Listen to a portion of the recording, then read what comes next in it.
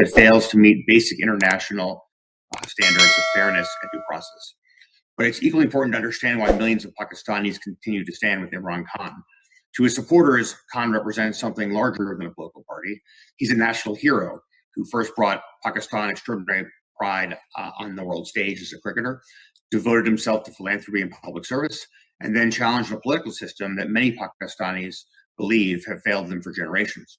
They see in him the possibility that Pakistan's future should be decided by its people, not by coercion, intimidation, or the imprisonment of political opponents.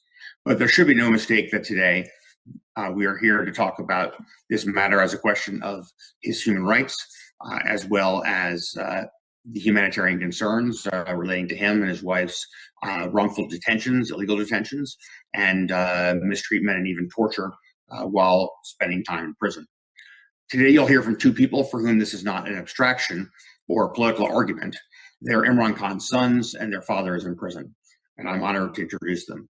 First, we'll hear from his sons, as I said, Qasim and Suleiman, and then we'll hear from Zulfi Bukhari, former minister in Khan's office when he was prime minister, and current advisor to Imran Khan on international affairs and international media. In the meantime, as we have these opening remarks, which will also be followed by several of my own, we'll then take questions from those attending the webinar. If you can put your name and affiliation in the chat box and either put a question you'd like us to pose or just simply indicate that you are interested in speaking. Once we are done with our presentations, we'll then begin to call on people, unmute them, and give you the opportunity to ask any questions you might want to ask. So with that, thank you very much. And Qasim, over to you. Thanks, Jared.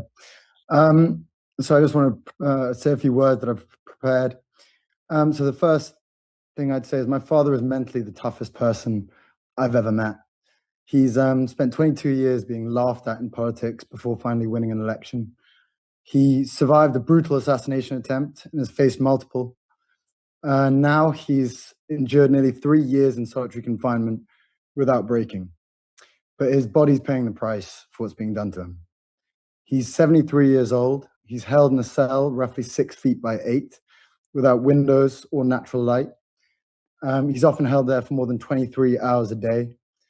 When his vision failed last October, they gave him eye drops for 3 months. By the time he was properly examined in February, he'd lost most of the sight in his right eye.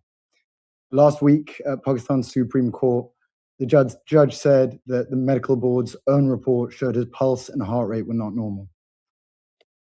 And finally, that his vital organs had started to be affected. No one's health should be harmed because they're in prison. The Supreme Court recognized this and ordered that our father be treated in a hospital. We ask that the government abide by this choice and let independent doctors treat him, produce his medical records, and let us speak to him, his children. Thank you, Qasim. I wanted to tell you what this has meant for our family. My brother and I have not been able to visit our father for years. Our visa requests have gone nowhere, and the phone calls we used to have were irregular, short, and often monitored. But for the past 6 months, we haven't spoken to him once. Until the court intervened this month, our family had been denied access to him for nearly 10 months. What my father is going through is a violation of his human rights. And we're not alone in saying this. The UN Working Group on Arbitrary Detention, the UN Special Rapporteur on Torture, the UN Committee Against Torture, and the Inter-Parliamentary Union have all formally taken up our father's case. Members of the US Congress and the UK House of Lords have spoken. This week, 21 former international cricket captains, including the greatest names of Indian cricket, wrote to Pakistan's Prime Minister asking that he receive medical care. And our mother asked the British government how much longer it will remain silent. The entire world is asking Pakistan to do one thing: obey its own course. Thanks so much, Suleiman. Zulfi, over to you.